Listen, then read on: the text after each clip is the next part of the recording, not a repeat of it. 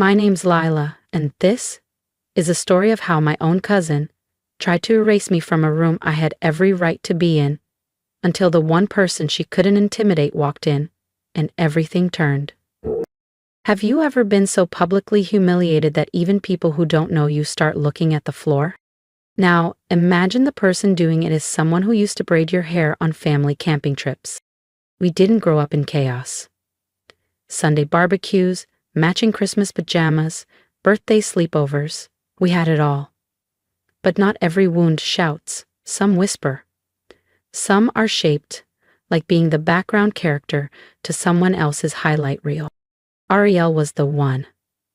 The pride of the family. Law school at 22. TEDx speaker before 30. By 32, she was head of PR at a billion-dollar tech firm, Vernie.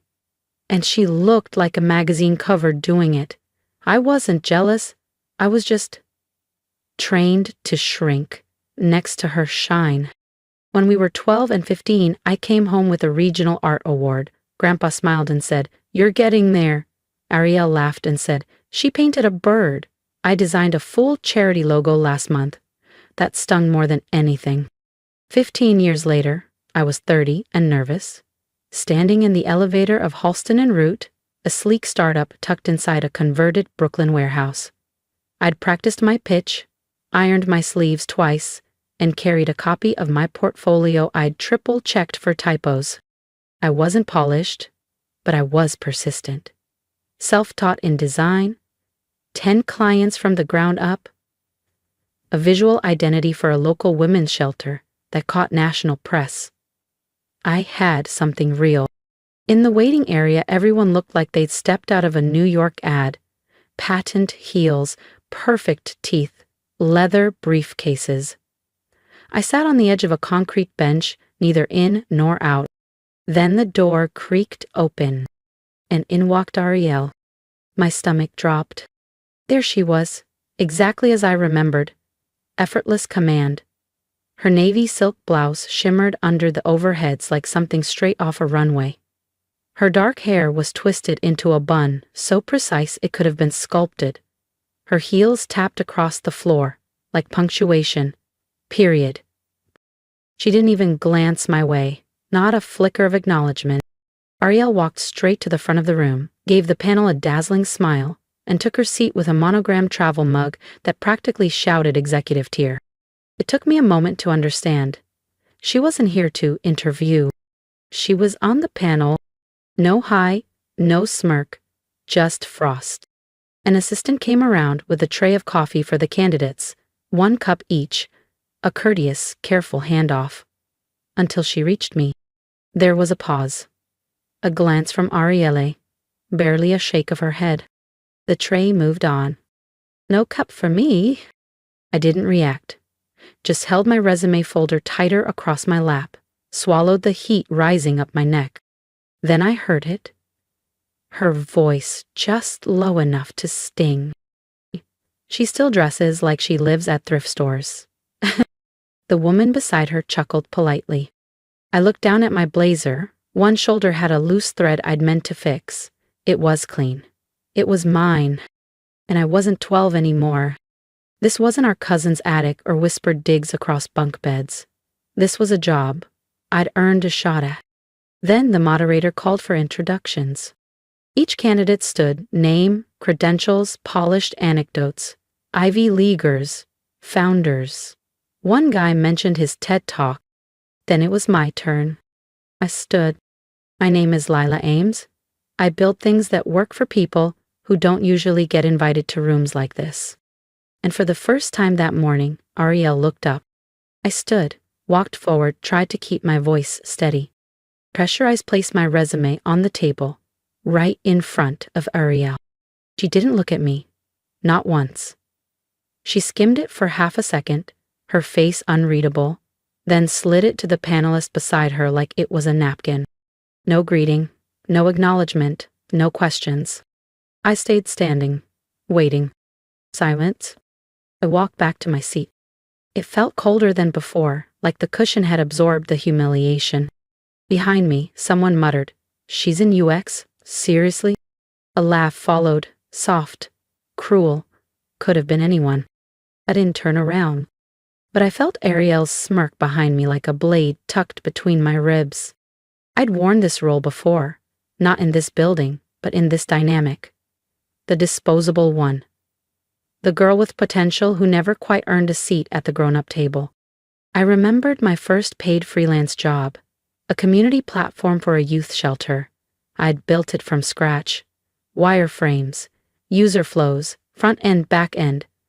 One of the proudest things I'd ever done. Over dinner once, I showed it to Ariel. She nodded once, no feedback, no warmth. A month later, her firm unveiled a platform for a political nonprofit. The layout, uncomfortably familiar. The structure, the colors, even the phrasing in the nav bar, mine. When I asked, she smiled and said, "Ideas float, Lila. Can't trademark a thought." But we both knew the truth. And now, here we were again. Greg, a panelist with designer glasses and a rehearsed smirk, leaned back in his chair. "So," he asked, "what makes you think you're ready for prime time?" I opened my mouth. But Arielle cut in. "While I was speaking at a digital equity summit in London," she said airily, "Lila was still uploading her portfolio to Canva." Scattered laughter. The old sting burned up my spine. I didn't flinch. I sat perfectly still, hands clasped, spine upright, calm. But inside, something shifted, something solid. I didn't come here to beg for a seat. I came because I had earned one. So I stood again. Without speaking, without apology, I walked out of the room. Down the hall, past the front desk, out into the Brooklyn wind. 3 blocks later, I found a narrow cafe wedged between a dry cleaner and a boarded-up record store, the kind of place that hadn't been remodeled in decades. It smelled like burnt beans and second chances. I ordered a drip I wouldn't drink and took the far corner table. My resume was still in my hand. A red stamp across the top read, "Unqualified." Not real, just something my brain printed over the truth. I opened my phone, found the resignation letter I'd drafted last week, ready to ghost the last client who believed in me. My thumb hovered. Then I deleted it. Oh, not today. A notification buzzed. It was a message from Coulter Studio. "Can you take a call today? We just saw your shelter UX case study. We're interested. If you've ever walked out of a room that tried to shrink you, or stayed quiet just long enough to come back stronger, subscribe and stay with me." The next part? It's where everything starts to shift. How did it go? My thumb hovered over the screen. I type. Exactly how she wanted it to. Then backspaced. Paused, breathed, typed one word instead. Fine. Then I stood, pulled on my coat and walked back. Back through the same glass doors, past the same over-designed lobby, into the same building that had just tried to shrink me into silence. The receptionist blinked when she saw me. "I need to speak with the panel again," I said. She hesitated. "They're reviewing candidates right now." I nodded once. "That's why I'm here." She studied me for a second.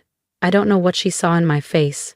Resolve, maybe something more ancient, but she picked up the phone without pushing back. 10 minutes later, I walked back into the conference room.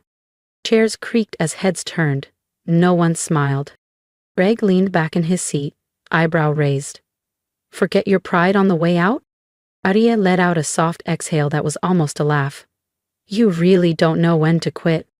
"I'm not here to beg," I said, stepping forward and placing a slim folder on the table. "You left something out." Laura, one of the quieter panelists, frowned. "What is this?" "My actual work," I said. "The foundation of systems your firm still relies on." Greg opened his mouth to fire back, but he didn't get the chance. The door behind me opened again, and Coulter stepped in. No suit, just dark slacks and a crisp white shirt. Untucked, confident, undeniable. Every head in the room turned toward him like they'd just remembered the sun existed. He walked past the panel, past Ariella. He came to me, laid a calm, steady hand on my back. "Are you okay?" he asked. "Only me." Ariel's face stiffened. Coulter. He didn't look at her. He didn't even blink in her direction. Instead, he turned to the room. Interesting, he said. Some of you seem to know me well enough to CC me on pitch decks, but not well enough to recognize the person whose frameworks you've been repackaging. Greg stood halfway. Sir, if we had known. Known what? Coulter said, voice steady. That Leela's the architect behind the compliance infrastructure that secured your last 2 contracts with us? That her name is on every documentation line you just ignored? He flipped open the folder. My name was there, top right corner of every page. Code screenshots, signed memos, a freelance agreement bearing their company seal. He turned to Greg. Tell me, when did humiliating qualified candidates become a branding strategy here? Silence. Laura flipped slowly through the documents. Her face paled. This isn't in our records. No, I said, because someone made sure it wasn't. Coulter nodded. Let's talk about that. He placed one final document on the table. An internal HR log. The header read, Archived, Recruitment Feedback, 2019. Below that, my name. Next to it, a string of flagged comments from a prior application round. Displays resistance to feedback. Would not be a cultural fit. A history of unpredictable collaboration. Each note had a timestamp and a source login. Edavero asked Ariel, her face drained of color. I was protecting the company, she said tightly. We can't just hand roles to girlfriends. I looked at her, calm, steady. The only favoritism here, I said softly, was you shielding your position from someone you didn't expect to keep up. Greg shifted in his chair, but Coulter raised a hand to stop him. Let me ask again, he said to the room. Who here actually read her resume? Who asked about her portfolio, her case studies, her contract record? No one raised a hand. The silence was heavier than any answer. Then Laura spoke. Quiet, but certain. I think we owe Leela a formal apology and a role that fits her contribution. Coulter turned to me. Your call, he said. You want the corner office? I glanced toward the glass-walled suite Arielle had once presided over like a queen. It was still perfectly staged. Empty coffee mug, a whiteboard with nothing real on it. Then I shook my head. I'd rather sit near the dev team, I said, closer to where things get built. The HR director nodded, scribbling on a form. You'll be reinstated, full-time, lead strategy consultant. Jeriel opened her mouth, but nothing came out. She scanned the room like someone searching for a lifeline that wasn't coming. No one met her eyes. Security was called. As she was being walked out, she turned back one last time. You really think you're better than me now, just because he picked you? I didn't blink. No, I said. I just finally stopped standing in your shadow.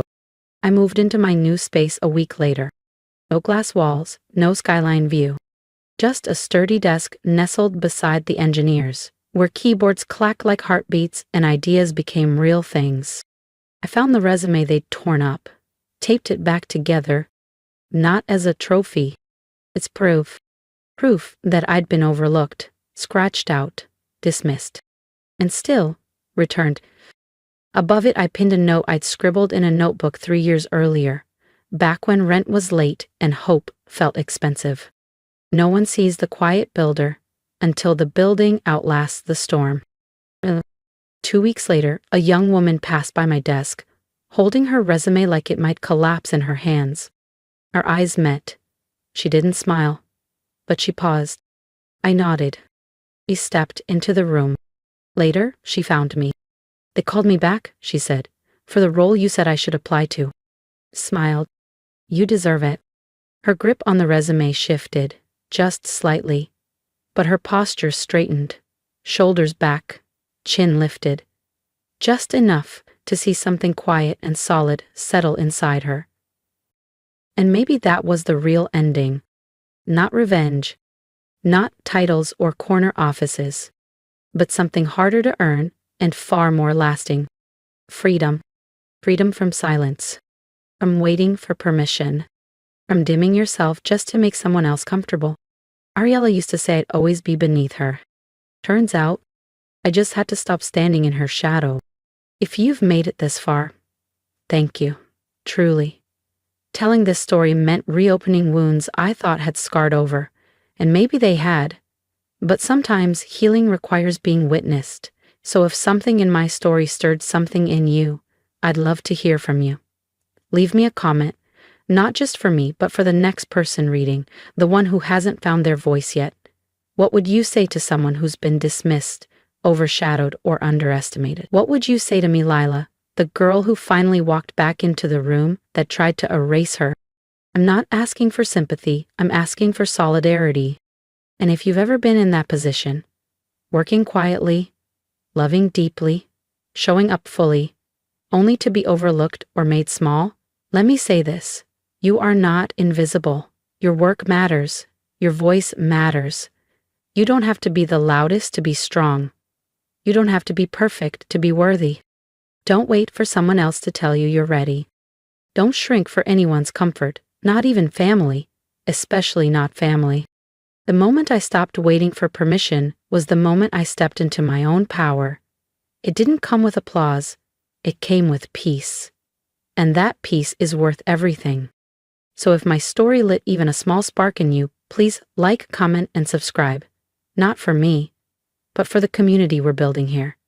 A space for quiet strength, real stories, and unapologetic growth. Because this isn't just my story. It's ours. Good night. Are you ready to speak?